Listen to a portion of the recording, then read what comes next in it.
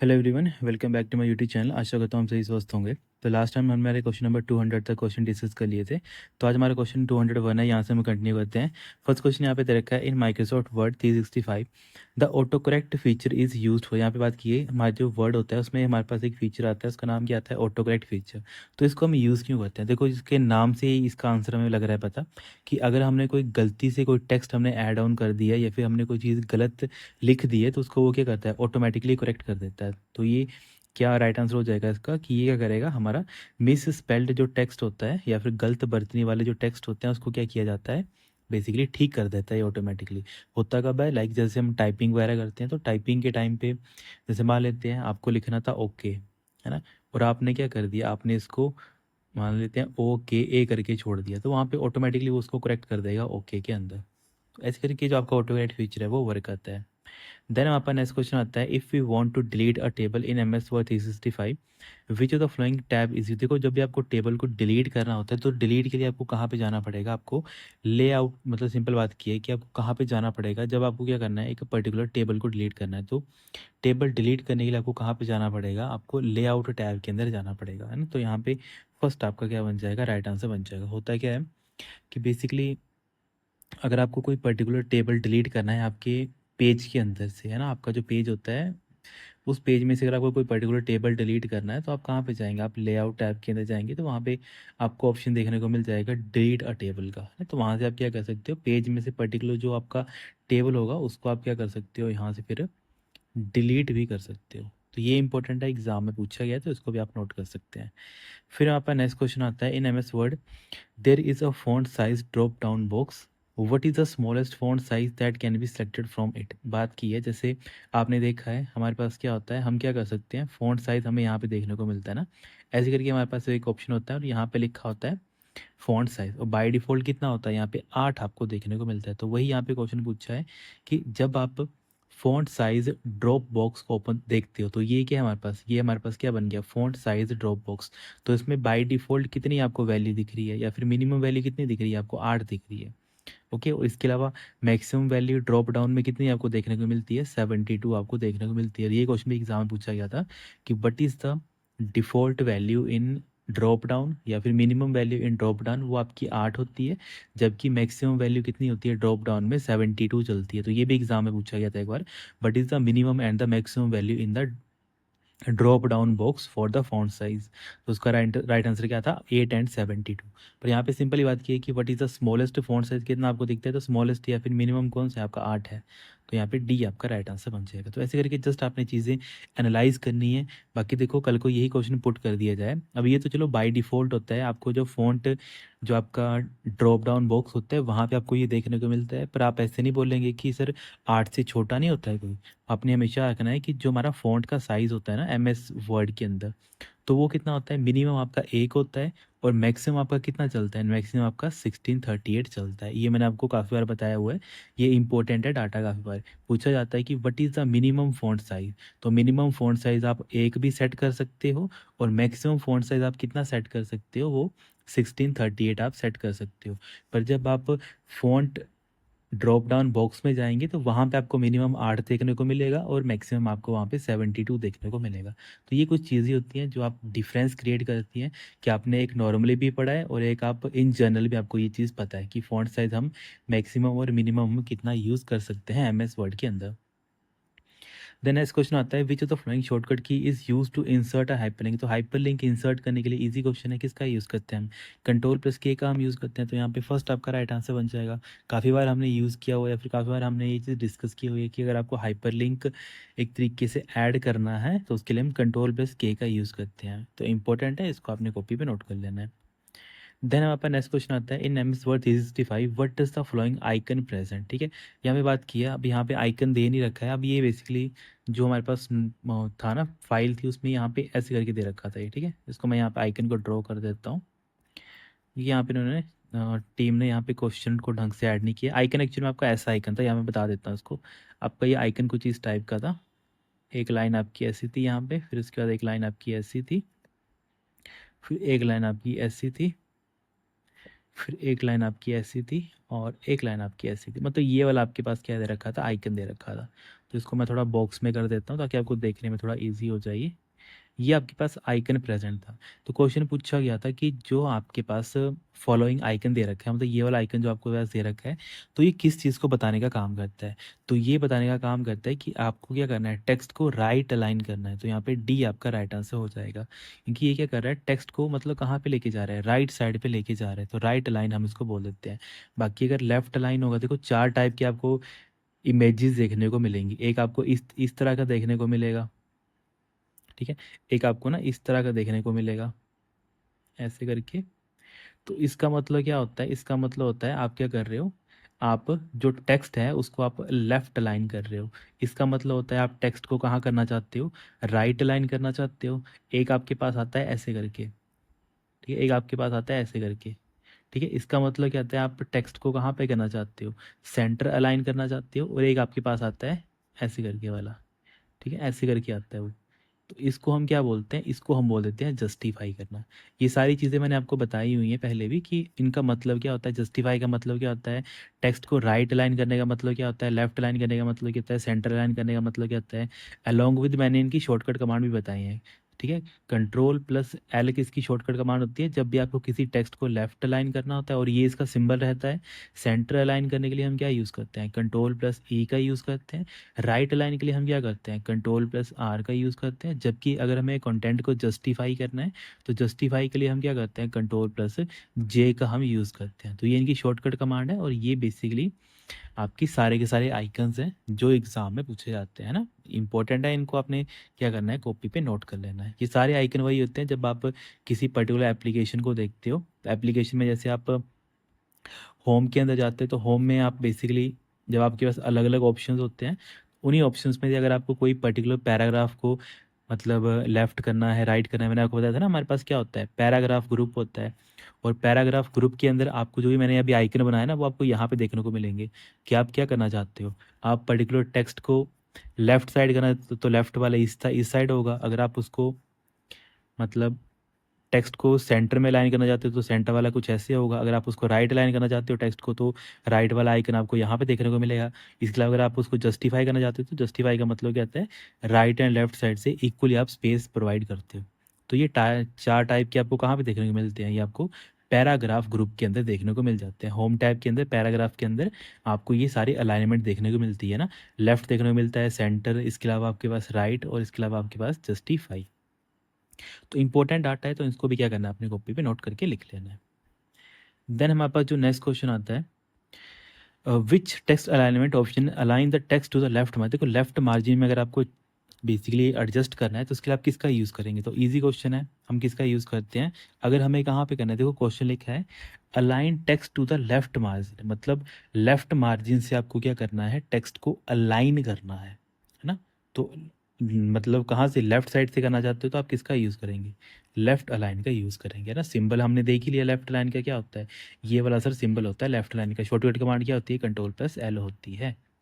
Then हमारे पास next question है, in M S word 365 which of the following tabs are bullets and number present. तो bullets and number आपको कहाँ पे देखने को मिलते हैं, कौन से टैब के अंदर आपको देखने को मिलते हैं, तो होम टैब के अंदर देखने को मिलते हैं। कल को यही क्वेश्चन पूछ लिया जाए कि बताओ बुलेट्स एंड नंबर कौन से ग्रुप के अंदर आपको देखने को मिलते हैं, तो आप बोलेंगे कि सर ये हमें हमारा जो पैराग्राफ ग्रुप होता है उसके अंदर देखने को मिलते हैं, है ना। पैराग्राफ ग्रुप होता है उसके अंदर हमें देखने को मिलते हैं बुलेट्स एंड नंबर, है ना। और बुलेट्स को ये समटाइम हम क्या बोल देते हैं, हम इसको मतलब अनऑर्डर लिस्ट बोल देते हैं, ठीक है। ये हमने सारे पॉइंट डिस्कस किए हैं, बस जस्ट आपकी रिवीजन के लिए। बुलेट्स को हम क्या बोल देते हैं, अन ऑर्डर्ड लिस्ट हम इसको बोल देते हैं। जबकि जो हमारे पास नंबरिंग होती है, इनको हम क्या बोलते हैं, इसको हम ऑर्डर्ड लिस्ट हम इसको बोल देते हैं। और ऑर्डर लिस्ट में ज़रूरी नहीं नंबरिंग आएगी, ऑर्डर लिस्ट में हम ए बी सी भी यूज़ कर सकते हैं, और हम 1 2 3 भी यूज़ कर सकते हैं। मतलब क्या मतलब होता है कि जस्ट सीक्वेंस फॉलो होना चाहिए। ऑर्डर का मतलब क्या होता है, एक सीक्वेंस फॉलो होना चाहिए। और अनऑर्डर में कोई सीक्वेंस फॉलो नहीं होता है, उसमें हम अलग अलग सिंबल यूज़ करते हैं। या तो हम स्क्वायर बॉक्स का यूज़ करते हैं, या तो हम सर्कल का यूज़ करते हैं, या तो हम ऐसे वाला हमारे पास सिंबल होता है उसका हम यूज़ करते हैं, या तो हम डैश का यूज़ करते हैं। तो ये क्या होते हैं हमारे पास, ये सारे के सारे जो बुलेट्स होते हैं, उन बुलेट्स के अंदर ये सारी हमारी फर्दर क्लासिफिकेशन या फिर कैटेगरीज होती हैं, और इन्हीं को क्या बोला जाता है, अनऑर्डर्ड लिस्ट हम इसको बोल देते हैं। देन हमारे पास नेक्स्ट क्वेश्चन आता है, what is the orientation option in the page setup menu allow you to change, यहाँ पे बात की है कि जब आप एम एस वर्ड में पेज सेटअप की बात करते हैं तो पेज सेटअप में एक आपको ऑप्शन देखने को मिलता है ओरिएंटेशन। तो ओरिएंटेशन का मतलब क्या होता है, तो ओरिएंटेशन से आप क्या चीज़ परफॉर्म कर सकते हैं उसके बारे में पूछा है। तो ओरिएंटेशन से हम क्या कर सकते हैं, हम किसी भी पेज को या तो पोर्ट्रेट या तो लैंडस्केप में कन्वर्ट कर सकते हैं, है ना। तो ये भी इंपॉर्टेंट है, तो बी इसका राइट आंसर हो जाएगा। बाकी देखो पोर्ट्रेट और लैंडस्केप का क्या क्वेश्चन बनता है, एक क्वेश्चन इंपॉर्टेंट बनता है जब हम पोर्ट्रेट और लैंडस्केप की बात कर लेते हैं। मैं यहाँ पे ड्रॉ मतलब लिख देता हूँ यहाँ पे कि क्या क्वेश्चन बन सकता है। आपको पता नहीं चाहिए पोर्ट्रेट होता है क्या है। पोर्ट्रेट आपका ऐसे आपको देखने को मिलता है जब आप एम एस वर्ड की बात कर लेते हो, ठीक है। एम एस वर्ड में बाय डिफ़ॉल्ट आपका जो लेआउट होता है, बाय डिफ़ॉल्ट आपका जो लेआउट होता है मतलब पेज लेआउट होता है, वो कौन सा होता है, वो आपका पोर्ट्रेट होता है। ये भी आपको पता होना चाहिए, है ना। जो हमने ये मैंने यहाँ पे अभी आपको ड्रॉ करके बताया ना ये वाला, तो बाय डिफ़ॉल्ट आपका जो एम एस वर्ड है उसमें जो लेआउट होता है वो इस तरीके से होता है। अब पोर्ट्रेट का सर क्या क्वेश्चन पूछा जाता है, पोर्ट्रेट का ये क्वेश्चन पूछा जाता है कि ऐसा कौन सा हमारे पास पेज का व्यू है या फिर सेटअप है, ठीक है। ऐसा कौन सा पेज का व्यू है या सेटअप है जहाँ पे क्या होता है, जहाँ पे जो लेंथ होती है, ठीक है, एक सेकेंड, लेंथ नहीं लिखना होता, अब इसको विड्थ लिख लेना, है ना। जहाँ पे जो हमारी विड्थ होती है वो क्या होती है, वो कम होती है किससे, as compare to height, as compare to its height, ठीक है। मतलब बोलने का मतलब है, इसको हाइट को आप ठीक लिख लेना, है ना। यहाँ पे जस्ट समझाने का मोटिव रहता है, स्पेलिंग वगैरह पे इतने ध्यान नहीं देते हम। बस आपने वो चीज़ समझनी है। यहाँ पे देखो जो इसकी चौड़ाई है, जो इसकी विड्थ है पेज की, वो क्या है, छोटी है एज़ कम्पेयर टू इसकी हाइट। या फिर ऐसे भी पूछा जा सकता है ऐसा कौन सा हमारे पास व्यू होता है जहाँ पे हाइट ज़्यादा होती है और विड्थ हमारी कम होती है, तो वो हमारा पोर्ट्रेट होता है। इसके अलावा दूसरा कौन सा आता है, दूसरा हमारा लैंडस्केप व्यू आता है। तो लैंडस्केप में क्या होता है, लैंडस्केप में आपका पेज कुछ इस तरीके से होता है। इसमें क्या होता है, इसमें जो हाइट होती है, हाइट कम होती है, जबकि जो विड्थ होती है वो क्या होती है, हमारी ज़्यादा होती है। तो ये भी एग्जाम में क्वेश्चन पूछे गए हैं कई बार, तो इनको भी आप नोट कर सकते हैं अपने कॉपी के अंदर। देन नेक्स्ट क्वेश्चन आता है in M S word which of the following setting is not found in the indent and spacing. देखो इंडेंट और स्पेसिंग जो आपका टैब होता है पैराग्राफ ग्रुप के अंदर, उसमें कौन सी आपके पास ऑप्शन अवेलेबल नहीं होती है। देखो स्पेसिंग आप वहाँ से दे सकते हो, इंडेंटेशन आप दे सकते हो, जनरल जो आपके पास पर्सपेक्टिव रहता है वो आप वहाँ पे सेट कर सकते हो, पर पेजिंग वगैरह आप वहाँ से नहीं दे सकते हो ना। पेजिनेशन हम इसको बोलते हैं, तो पेजिनेशन वगैरह आप वहाँ से सेट नहीं कर सकते हैं। तो पेजिनेशन आपको कहाँ पे मिलता है, पेजिनेशन आप जब आप इंसर्ट टैब में जाते हैं ना, वहाँ पे आप जाके पेज वगैरह सेट कर सकते हो। तो बेसिकली पैराग्राफ ग्रुप हमारा कहाँ पे होता है, ये हमारा होम टैब के अंदर प्रेजेंट होता है। तो इसी से आपको क्लैरिफाई हो जाता है कि अगर पैराग्राफ ग्रुप अगर हमारा होम टैब के अंदर है तो पेजिनेशन या फिर पेजिनेशन हमें कहाँ पे देखने को मिलता है, वो हमें इंसर्ट के अंदर देखने को मिलता है। तो इसका मतलब है नॉट फाउंड कौन सा हो जाएगा, हमारा पेजिनेशन हो जाएगा।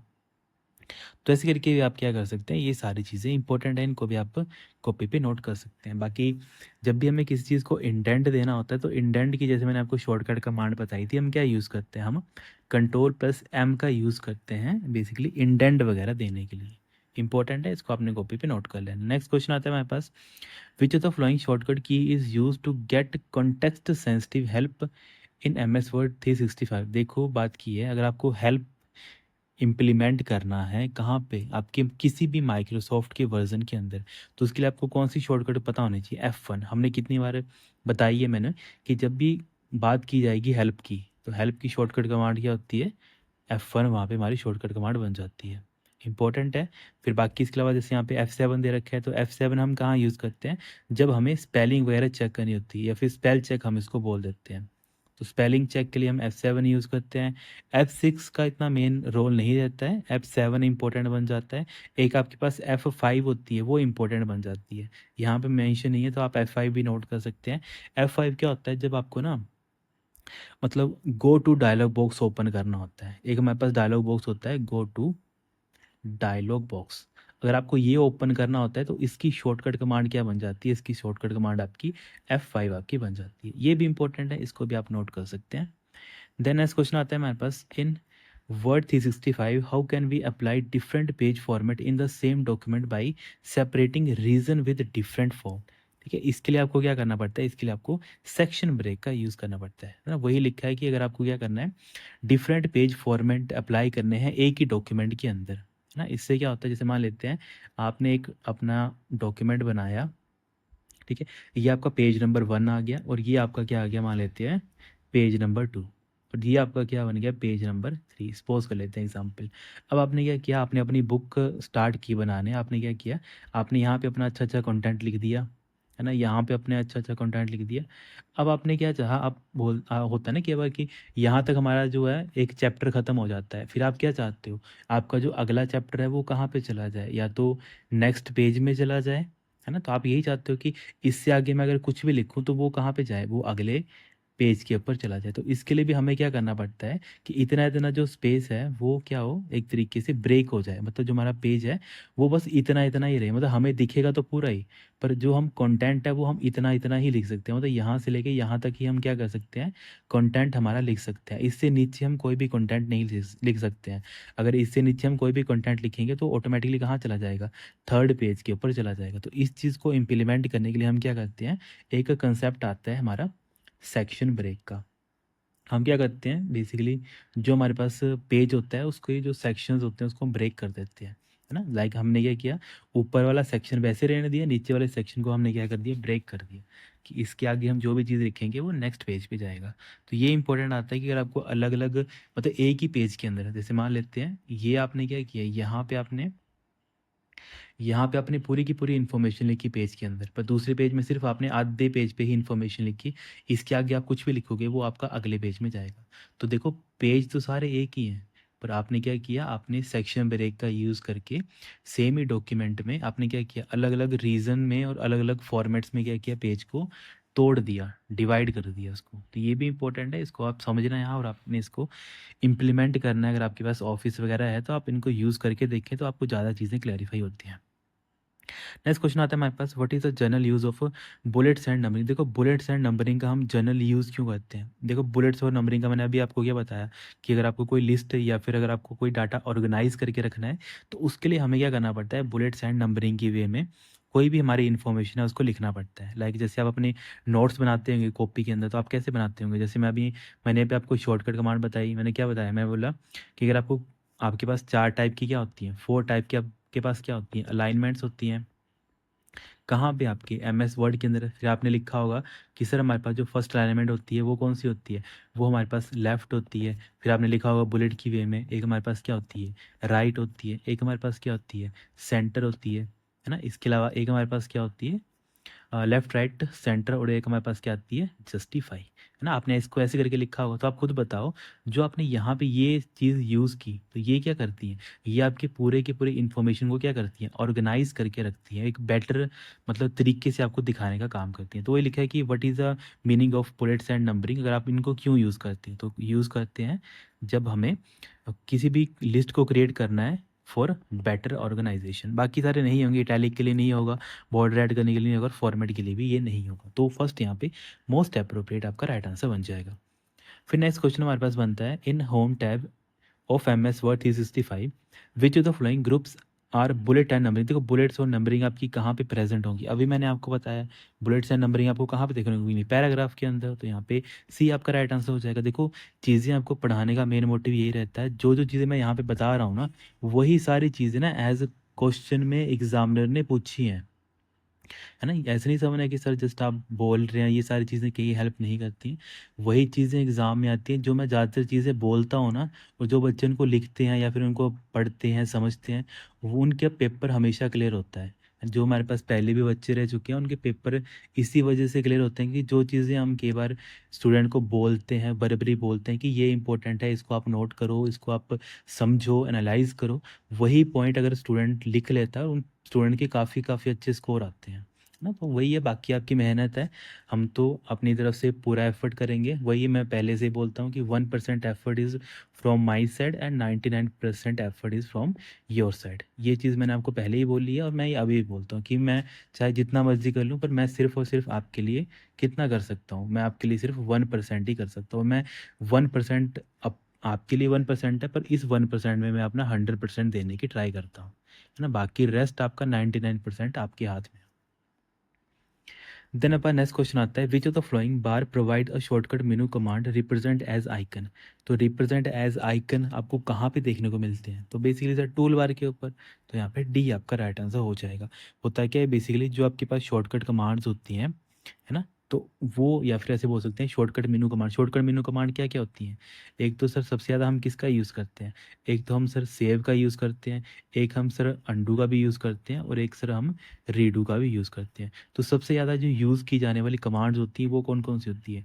एक आपका सेव होता है, और एक आपका अंडू होता है, और एक आपका रीडू होता है। तो इनको रिप्रेजेंट किया जाता है जब आइकन्स के थ्रू, तो हम वो कहाँ पे देख सकते हैं? तो इनको हम विद मतलब एज एन आइकन हम टूल बार के अंदर भी देख सकते हैं। तो ये हमारा इंपॉर्टेंट डाटा बन जाता है। नेक्स्ट क्वेश्चन आता है हमारे पास, इन MS Word 365 how can you select a paragraph in Word 365। अगर आपको क्या करना है, एक पूरे के पूरे पैराग्राफ को सिलेक्ट करना है, तो पैराग्राफ सेलेक्ट करने के लिए जैसे मैंने आपको लास्ट टाइम बताया था, हम क्या करते हैं, हम ट्रिपल क्लिक करते हैं कहीं पे भी पैराग्राफ के अंदर, है ना। इसके अलावा मैंने आपको एक बताया था कि एक हमने पढ़ा था सिंगल क्लिक। सिंगल क्लिक से क्या होता है, सिंगल क्लिक से आप जो आपका कर्सर है या फिर जो आपकी मतलब एक तरीके से डेस्टिनेशन है वो आप चेंज कर सकते हो ना। तो आप सिंपल बोल सकते हो, सिंगल क्लिक से क्या करते हो, आप कर्सर है उसको क्या कर सकते हो, उसकी पोजीशन को आप चेंज कर सकते हो, ठीक है, with the help of single click. यही मैंने आपको डबल क्लिक के बारे में बताया था। जब आप डबल क्लिक प्रेस करते हो, इससे क्या होता है, इससे आपका सेलेक्ट हो जाता है एक सिंगल वर्ड, मतलब एक सिंगल आपका शब्द जो है वो क्या हो जाता है, सेलेक्ट हो जाता है। लाइक मान लेते हैं यहाँ पे मेरे पास एक पी आ गया, मेरा कर्सर यहाँ पे है, तो जैसे मैंने यहाँ पे डबल क्लिक किया तो क्या होगा, मेरा पूरा का पूरा पैराग्राफ क्या हो जाएगा, ये वाला जो वर्ड है, एक शब्द है, ये पूरा पूरा शब्द क्या हो जाएगा, सिलेक्ट हो जाएगा, है ना। तो ये कब होता है, जब हम क्या करते हैं, डबल क्लिक का यूज़ करते हैं। देन अब नेक्स्ट क्वेश्चन आता है, in MS Word 2010 if you press the tab key inside a table the cursor move to the next of the table. देखो होता है क्या है, जब आप क्या करते हो, ये मान लेते हैं आपका टेबल आ गया, कहाँ पे, हम बात करें MS Word के अंदर, ठीक है। अब मैं इसको चलो वैसे ही बना देता हूँ, आपको कैसे दिखेगा एक्चुअल में वैसे ही मैं थोड़ा बना देता हूँ इसको। मान लो ये आपका आ गया वर्ड का डॉक्यूमेंट। अब इस वर्ड के डॉक्यूमेंट के अंदर आपने क्या बनाया, एक पेज के अंदर आपने एक टेबल ऐड कर दिया, मान लेते हैं ना, ये आपने एक छोटू सा टेबल ऐड कर दिया, ओके। अब देखो होता क्या है, बात की है कि जब आप टैब प्रेस करते हो टेबल के अंदर तो कर्सर कहाँ पे जाता है, उसकी बात की है यहाँ पे। तो कर्सर आपका कहाँ जाता है, आपका बेसिकली सेल के अंदर आपका चला जाता है। मतलब सिंपल बात की है कि if you press the tab key inside a table the cursor move to the next of the table, है ना। बेसिकली क्या होता है, जैसे मान लेते हैं कि आपने क्या किया, आप अभी यहाँ पे काम कर रहे हो, यहाँ पे आप काम कर रहे हो, ठीक है। आपने यहाँ पे क्या किया, आपने कुछ भी डाटा है, मान लेते हैं आपने डाटा यहाँ पे लिखा होगा, कुछ भी 1 2 डाटा में लिखा होगा, मान लेते हैं आपने डाटा यहाँ पे एक नंबर का डाटा लिखा हुआ है, ठीक है। इसको मैं थोड़ा सा कर देता हूँ, आपने एक नंबर यहाँ पे डाटा लिखा हुआ है। अब आपने जैसे ही यहाँ पे क्या किया, इस जगह पे क्या किया, आपने टैब की को प्रेस कर दिया। तो जैसे आपने टैब की को प्रेस किया तो आपका जो कर्सर अभी कहाँ पे था, अभी आपका कर्सर यहाँ पे था, क्योंकि यहाँ पे आप काम कर रहे हो, तो वो यहाँ से शिफ्ट होके कहाँ पे चला जाएगा, वो अगले वाले सेल के ऊपर चला जाएगा, मतलब यहाँ पे आपका कर्सर अब आ जाएगा। समझ आ गया क्या मतलब होता है, टैब की जैसे आप प्रेस करते हो तो जो आपका नेक्स्ट जो सेल होता है, ठीक है, यहाँ पे क्या आ जाएगा, to the next cell of the table, कि टेबल का जो अगला सेल है उसके ऊपर क्या कर जाता है हमारा, वो शिफ्ट हो जाता है। तो यहाँ पे बी आपका राइट आंसर बन जाएगा। तो बताने का विद डायग्राम यही मतलब होता था कि आप चीज़ें एनालाइज कर पाओ, समझ पाओ कि क्या मतलब होता है, कि जब आप एक जगह से अगली, क्योंकि टेबल के अंदर हमारे सेल ही होते हैं, तो जब आप क्या करते हो, टैब की प्रेस करते हो तो वो क्या चला जाता है, आपकी जो नेक्स्ट जो उसके पास सेल होता है वो उसके ऊपर जाने का काम करता है। इंपॉर्टेंट है, इसको भी आप क्या कर सकते हो, नोट कर सकते हो। बाकी इसके अलावा हमारे पास एरो कीज़ तो होती हैं, है ना। मान लेते हैं अगर टैब आपने नहीं यूज़ करना है तो आप एरो की का भी यूज़ कर सकते हो, लेफ्ट राइट टॉप बॉटम, है ना, उसके थ्रू भी आप मूवमेंट कर सकते हैं। फिर नेक्स्ट क्वेश्चन आता है हमारे पास, which of the following feature in MS Word 2010 can be use to draw a straight line through the selected text in a document. बात की है कि आपने कोई एक स्ट्रेट लाइन ड्रॉ करनी है, किसके थ्रू, एक जो आपने बेसिकली कोई चीज़ सेलेक्ट करके रखी है, टेक्स्ट को सिलेक्ट करके रखा हुआ है और उसके अंदर आपने क्या करना है, एक स्ट्रेट लाइन ड्रॉ करनी है। लाइक मैं एग्जांपल ले लेता हूँ कि ही इज़ माई फ्रेंड। ठीक है, ही इज़ माई फ्रेंड, मैंने ऐसे करके इस सेंटेंस लिखा। अब मैंने क्या किया, मैंने इसको सेलेक्ट कर लिया, इस पूरे के पूरे सेंटेंस को मैंने क्या कर लिया, यहाँ पे सेलेक्ट कर लिया। ठीक है, इसको मैंने क्या कर दिया, यहाँ पे सेलेक्ट कर दिया। अब मैंने क्या किया, मैंने सिंपल, मुझे क्या करना है, मुझे एक स्ट्रेट लाइन बीच में से गुजारनी है। एक मुझे स्ट्रेट लाइन ऐसे करके बीच में से गुजारनी है। तो जो ये मैंने लाइन बीच में से गुजारी, इस लाइन को क्या बोला जाता है, इस लाइन को बोला जाता है स्ट्राइक थ्रू। तो वही एग्जाम में क्वेश्चन पूछा गया है कि ऐसा कौन सा फीचर है हमारे एमएस वर्ड के अंदर जिसके थ्रू आप एक स्ट्रेट लाइन ड्रॉ कर सकते हो किसी भी सिलेक्टेड टेक्स्ट के ऊपर, और वो डॉक्यूमेंट के अंदर। तो वो ऑप्शन कौन सा होता है आपका, स्ट्राइक थ्रू, वो आपके पास ऑप्शन बन जाता है। इंपॉर्टेंट है, इसको आपने नोट कर लेना है।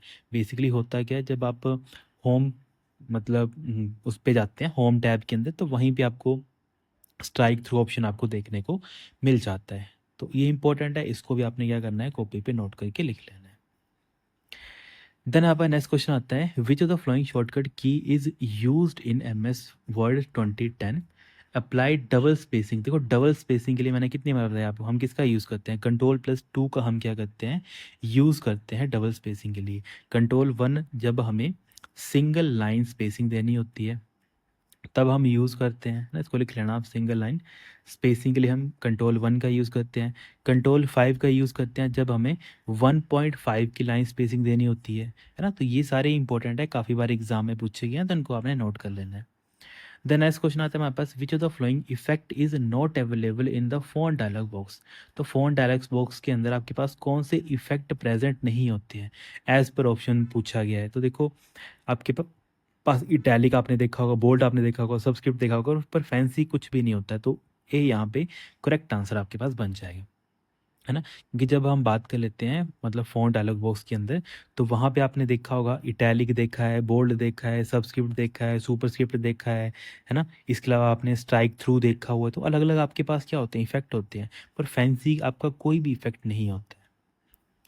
देन हमारे पास नेक्स्ट क्वेश्चन आता है, which of the following keyboard shortcut is equivalent to control S for saving and open the file in M S Word 2010। मतलब बात की है, अगर आपने क्या करना है, मतलब विच of the following keyboard shortcut is equal, मतलब कंट्रोल+S के बराबर कौन सी ऐसी शॉर्टकट कमांड है जो क्या करती है, सेव करती है किसी भी ओपन फाइल को।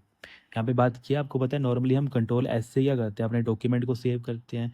इसके अलावा सर और कौन सा शॉर्टकट कमांड होती है, तो मैंने जैसे शायद JYT की क्लास में बताया था कि या फिर इस प्लेलिस्ट में बताया था, तो मैंने बताया था हमारे पास क्या होती है, Shift+F12 एक हमारे पास कमांड होती है जो क्या काम करती है, जो एग्जैक्टली काम करती है हमारे किसकी तरह, कंट्रोल+S की तरह। तो इसका राइट आंसर क्या बन जाएगा आपका, फर्स्ट इसका राइट आंसर आपका बन जाएगा। ये अगर आपको कोई भी डॉक्यूमेंट को सेव करना है तो सेव करने के लिए या तो कंट्रोल+S आप यूज़ करेंगे, जो सभी को पता होता है, पर काफ़ी बच्चों को जो नहीं पता होती है वो क्या होती है, Shift+F12, वो हमारे पास क्या होती है, मतलब शॉर्टकट कमांड होती है। तो ये इंपॉर्टेंट है, इसको भी आपने क्या करना है, कॉपी पे नोट करके लिख लेना है। बाकी इसमें देखो ये इंपॉर्टेंट है, एक और है यहाँ पे Shift+F5, इसके बारे में काफ़ी बार पूछा जाता है कि अगर आपको मतलब कर्सर को ना प्रीवियस लोकेशन पे लेके जाना है। जैसे मैं एग्जांपल ले लेता हूँ कि आपका ये MS वर्ड आ गया, ठीक है, यहाँ पे आपका कुछ आपने कंटेंट लिखा है, सपोज कर लेते हैं, ठीक है। अभी मान लेते हैं आपका कर्सर पहले यहाँ पे था, ठीक है, मैं इसको थोड़ा सा कर देता हूँ। अभी आपका कर्सर मान लेते हैं यहाँ पे था, ठीक है, अभी आपका कर्सर यहाँ पे था। आपने क्या किया, आपने कर्सर, अभी आपने माउस के थ्रू अपने कर्सर को यहाँ पे आप लेके चले गए, ठीक है। पहले आपका कर्सर कहाँ पे था, पहले आपका कर्सर इस जगह पे था, है ना, नंबर 1 लिख देता हूँ मैं यहाँ पे। पहले आपका कर्सर यहाँ पे था, फिर आपने क्या किया, अपने कर्सर को यहाँ पे लेके चले गए। अब आपका मन हुआ नहीं सर मुझे पीछे जाके फिर से कुछ एडिटिंग करनी है, तो इसके लिए आप दो तरीके अप्लाई कर सकते हो। या तो आप माउस का यूज़ करो और अपना मतलब एक तरीके से कर्सर यहाँ पे लेके चले जाओ। दूसरा तरीका आता है शॉर्टकट कमांड। तो ये आपको पता होना चाहिए कि अगर आपको अपने कर्सर को बैक टू प्रीवियस पोजीशन पे लेके जाना है तो उसके लिए हम शॉर्टकट कमांड यूज़ करते हैं Shift+F5। तो इसको बस ऐसे लिख लेना कि if we want to if you want to back to the previous position of the cursor, then we use this shortcut command. ठीक है, then we use this shortcut command. ठीक है, इसको ऐसे करके आपने क्या कर लेना, कॉपी के अंदर नोट कर लेना. ठीक है, शिफ्ट प्लस F5 का मतलब समझ आएगा ना क्यों हम इसको यूज़ करते हैं, क्या इसका मतलब फ़ायदा क्या होता है इसको यूज़ करने का. तो बस आपने चीज़ें समझनी है ये सारी. नेक्स्ट क्वेश्चन आता है हमारे पास, which of the following shortcut key is use to align the paragraph to the right. तो राइट अलाइन करने के लिए हम क्या करते हैं, कंट्रोल प्लस R का हम क्या करते हैं, यूज़ करते हैं.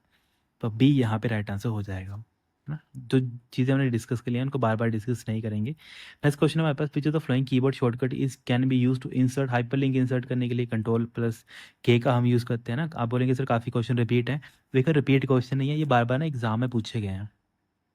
नेक्स्ट क्वेश्चन आता है हमारे पास, इन MS Word 2010 is the default tab that appear when you open. देखो जब भी आप किसी डॉक्यूमेंट को ओपन करते हो तो कौन सी टैब है जो आपको बाय डिफॉल्ट आपको देखने को मिलती है, तो होम टैब. तो सी यहाँ पे राइट आंसर बन जाएगा. बाकी इसके अलावा और क्या क्या चीज़ें हैं जो इंपॉर्टेंट बन जाती हैं, कि जो हम होम टैब की बात कर लेते हैं, तो ये हमारे पास बाय डिफ़ॉल्ट टैब होता है जब हम क्या करते हैं, अपना जो डॉक्यूमेंट है उसको ओपन करते हैं. और होम टैब के अंदर हमारे पास अलग अलग ग्रुप्स होते हैं, लाइक जैसे मैंने सबसे पहले आपको बताया था हमारे पास क्लिप बोर्ड ग्रुप आता है. इसके अलावा एक मैंने बताया था हमारे पास फ़ॉन्ट ग्रुप आता है इसके अंदर. इसके अंदर मैंने आपको एक पैराग्राफ ग्रुप में बताया है. ठीक है, इनमें क्या होती हैं, इनमें हमारे पास अलग अलग कमांड्स होती हैं. ठीक है, इनमें अलग अलग कमांड्स होती हैं, इसमें अलग कमांड होगी, इसमें अपनी अलग कमांड होगी, है ना, जो हमने पहले डिस्कस की है. जैसे क्लिपबोर्ड के अंदर क्या होता है, क्लिपबोर्ड के अंदर फॉर्मेट पेंटर होता है, कट की कमांड इसके अंदर होती है, कॉपी कमांड इस क्लिपबोर्ड पैराग्राफ ग्रुप के अंदर होती है, पेस्ट इसके अंदर हमें देखने को मिल जाती है ना. फ़ॉन्ट के अंदर बेसिकली अलग अलग टाइप को फ़ॉन्ट की, अगर आप फ़ॉन्ट का साइज़ बढ़ाना चाहते हो, है ना, फ़ॉन्ट की जो फैमिली है उसको बदलना चाहते हो, वो आप सारा फ़ॉन्ट के अंदर देख सकते हैं. पैराग्राफ के अंदर अगर आपको कोई लाइन स्पेसिंग देनी है, इसके अलावा अगर आपको पैराग्राफ को अलाइन करना है तो type of alignment, left right centre justify, तो वो आपको पैराग्राफ ग्रुप के अंदर देखने को मिल जाएगा. तो एक टैब के अंदर जितनी भी सारी इंपॉर्टेंट चीज़ें होती हैं ना, वो आपने ऐसे ही याद करनी है. तो एक बार करेंगे, दो बार करेंगे, तो धीरे धीरे आपको ये सारी चीज़ें वैसे ही याद हो जाएंगी. फिर नेक्स्ट क्वेश्चन आता है हमारे पास, which of the following is not present by default in quick access tool bar. तो क्विक एक्सेस टूल बार के अंदर बाय डिफॉल्ट क्या चीज़ प्रेजेंट नहीं होती है. देखो मैंने क्या बोला है, क्विक एक्सेस टूल बार के अंदर दी तीन कमांडें काफ़ी बार यूज़ की जाती है. कौन कौन सी, एक सर सेव आपने बताई थी, एक आपने अंडू बताई थी, एक रीडू बताई थी. तो बाय डिफॉल्ट कट आपको देखने को नहीं मिलता है. ठीक है, ऐसा नहीं है कि वहाँ पे कट होगा नहीं, है ना, पर बाय डिफ़ॉल्ट आपको ये मतलब देखने को नहीं मिलता है. ये इंपॉर्टेंट इसलिए है क्योंकि आपको बार बार मैंने ये चीज़ बताई है कि सबसे ज़्यादा हम यूज़ किसका करते हैं, सेव का करते हैं, अंडू का करते हैं, रीडू का करते हैं. तो कट यहाँ पे हमें बेसिकली होम टैब के अंदर देखने को मिलता है, तो क्विक एक्सेस टूल बार के अंदर हमें ये देखने को नहीं मिलता है. क्विक एक्सेस टूल बार के अंदर हम क्या क्या चीज़ें देख सकते हैं, अगर आपने लिखना होगा तो आप लिख भी सकते हैं इसको, क्योंकि कल एग्जाम आ लेते हैं, कई बार एग्जाम पूछा आता है. बाई डिफ़ॉल्ट तो आपकी ये तीन होती हैं, इसको आप लिख के लो, मैं इंपॉर्टेंट है चीज़ें ना. क्विक एक्सेस टूल बार, ठीक है, इसके अंदर आपको ना सबसे पहला पॉइंट क्वेश्चन है, बाय डिफ़ॉल्ट आपको क्या देखने को मिलेगा. तो बाय डिफ़ॉल्ट आपको तीन कमांड देखने को मिलेगी, कौन सी, एक आपका अंडू, एक आपका रीडू और एक आपका सेव, है ना. बेसिकली हम बोलते हैं सेव अंडू रीडू, तो जैसे आपको लिखना होगा आप वैसे लिख सकते हैं. सेकंड, इसमें बाय डिफ़ॉल्ट तो आपको चलो तीन देखने को मिलती हैं, और कौन कौन सी इसके पास क्या होती है, और कौन कौन सी कमांड्स होती हैं. तो कितनी कमांड्स इसके पास प्रेजेंट होती है, कमांड बोलो या फिर आप टूल्स बोल लो, कितने हमारे पास टूल प्रेजेंट होते हैं. तो बाकी ये तीन तो रहेंगे ही, सेव तो रहेगा ही हमारा नंबर 1 पे, उसके अलावा हमारे पास अंडू भी रहेगा, है ना, थर्ड नंबर पे रीडू भी रहेगा. इसके अलावा और कौन कौन से होते हैं जो मतलब हमारे क्विक एक्सेस टूल बार के अंदर हमें देखने को मिल जाते हैं, तो उसको आप लिख लेना, इंपॉर्टेंट है. एक आप न्यू भी आपको देखने को मिल सकता है. इसके अलावा आपके पास न्यू होता है, एक आपका ओपन होता है. इसके अलावा हमारे पास सेव आ गया, अंडू आ गया, रीडू आ गया, न्यू आ गया, ओपन आ गया. इसके अलावा हाँ, एक आपके पास ईमेल आपको देखने को मिल जाता है. इसके अलावा आपके पास ईमेल के अलावा आपके पास साथ में साथ प्रिंट प्रीव्यू आता है ना, साथ हो गए ना ये सारे, हाँ. तो प्रिंट प्रीव्यू, तो ये हमारे पास क्या होती हैं, टोटल 7 कमांड्स होती हैं जो हमें क्विक एक्सेस टूल बार के अंदर देखने को मिलती है. मतलब इनको हम ऑन ऑफ कर सकते हैं. ये ऐसा होता है कि इनको हम अपनी मर्जी से ऑन ऑफ कर सकते हैं. पर बाय डिफ़ॉल्ट आपके ऑन कौन कौन से होते हैं, बाय डिफ़ॉल्ट आपके ऑन अंडू होता है, रीडू होता है और सेव होता है. तो इन दोनों चीज़ों में आपने कन्फ्यूज़ नहीं होना है, बट आपने समझना है कि बाय मतलब आपके पास 7 ऑप्शन है, पर सबसे ज़्यादा जो हम यूज़ करते हैं टूल को, वो क्या किया है माइक्रोसॉफ्ट के द्वारा, उसको बाय डिफ़ॉल्ट ही सेट कर दिया गया है। तो ये चीज़ें भी हैं जो एग्ज़ाम में पूछी जाती है, तो इनको भी आपने एनालाइज़ करना है और इनको कॉपी पे नोट करना है। फिर आज का हमारे पास नेक्स्ट और लास्ट क्वेश्चन है, state whether the following statement related to MS word 2010 is true और फॉल्स। हमें बताने की कौन सा स्टेटमेंट ट्रू है या फिर फॉल्स है। फर्स्ट स्टेटमेंट यहाँ पे रखी है, in landscape orientation the height of the page is greater than it's width. देखो जो वही चीज़ है जो मैंने अभी आपको सबसे पहले बताई ना, तो ये आपके लिए होमवर्क रहेगा। ये चीज़ मैंने आज ही आपको समझाई है, तो ये आपका क्या रहेगा, होमवर्क रहेगा। देखो एग्जामिनर वही चीज़ें आपसे पूछता है, जो मैंने चीज़ें आपको करवाई है ना, सारी की सारी देखो वही चीज़ है नहीं। ये सारे क्वेश्चन मेरी टीम के द्वारा ऐड ऑन किए गए हैं, तो उनको आइडिया नहीं है कि मैंने मतलब किस वे में करवाया, बट देखो मैंने आपको चीज़ें ये समझाई हैं। और देखो एग्जामिनर ने मान लेते हैं किसी भी पेपर से ये क्वेश्चन उठाया होगा, तो क्वेश्चन देखो एग्जामिनर भी कैसे सेट किया है, जैसे मैंने आपको जस्ट बताया वैसे ही एग्जामिनर ने क्वेश्चन पेपर सेट किया है। तो ऐसा होता है कि जितना आप प्रैक्टिस करेंगे, जितना आप चीज़ें एनालाइज करेंगे, उतना ही आपका स्कोर क्या होगा, धीरे धीरे इंप्रूव होगा as compare to other students. तो ये आपके लिए होमवर्क रहेगा, तो आप इसका क्या करेंगे, मुझे राइट आंसर कमेंट करके बताएंगे, ठीक है। इसके अलावा फिर भी कोई डाउट है आपके मन में, कोई भी क्वेरी वगैरह रहती है, तो काइंडली आप कमेंट करके मुझसे पूछ सकते हैं। ओके, हाँ ठीक है friends, thank you so much, have a great day.